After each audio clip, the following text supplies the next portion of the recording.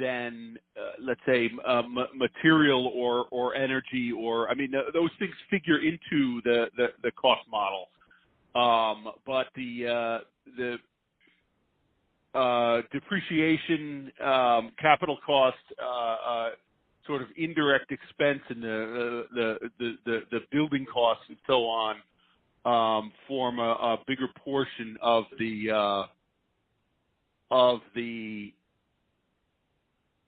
overall cost. And so that's why with amorphous you've had this constant push to go to fewer and fewer mass, down to 4 or even we've heard in a couple of cases 3. I guess that's more recently kind of reversed as people have tended to add complexity. But reducing the number of masks allows you to take the existing footprint of your fab and run more panels through it, and that's the tendency in the industry. Maybe coming a little bit to the different backplane technologies, so amorphous silicon, LTPS, metal oxides. Sure. Sticking with the glass here, the prices for glass, are they the same or are they different? And if they are different, is that just let's say marketing la-la, or is there a true difference between these? Yeah, actually the pricing is basically the same, and the pricing is the same because for the largest part, Asahi's product is the same, right? So Asahi makes their glass in a float process, which is a horizontal process, and by nature the glass gets essentially an annealing step and settles.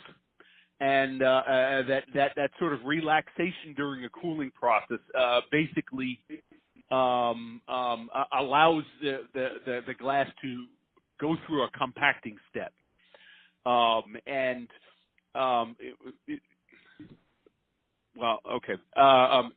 Whereas Corning and NEG both use a vertical forming process and essentially are pulling the glass down while they are cooling it. And so basically the glass is left in a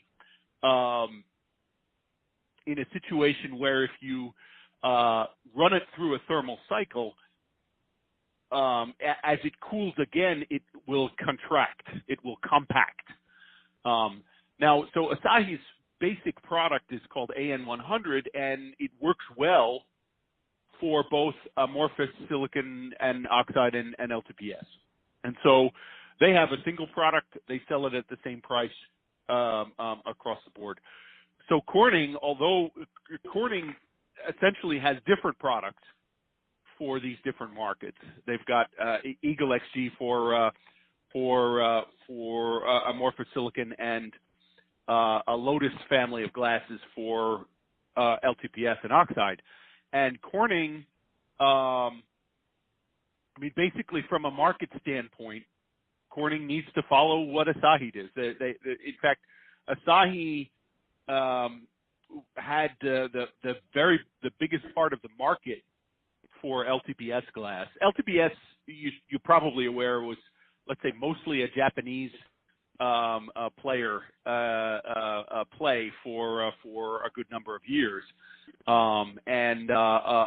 Basically Asahi with a good product, and Corning really didn't have a good product for many years, dominated the market. So Corning, to try to get into the market when they actually had a product that was better, needed to match that. So the prices are the same.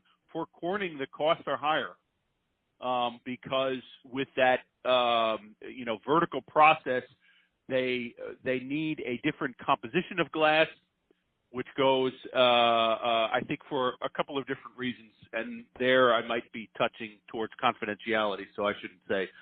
But for a couple of reasons, I can say that with confidence that the glass cost is higher, but the price to a panel maker, as far as I understand, and as far as the competitive dynamics would suggest, the cost to the panel maker is the same for amorphous silicon glass or LTPS glass, and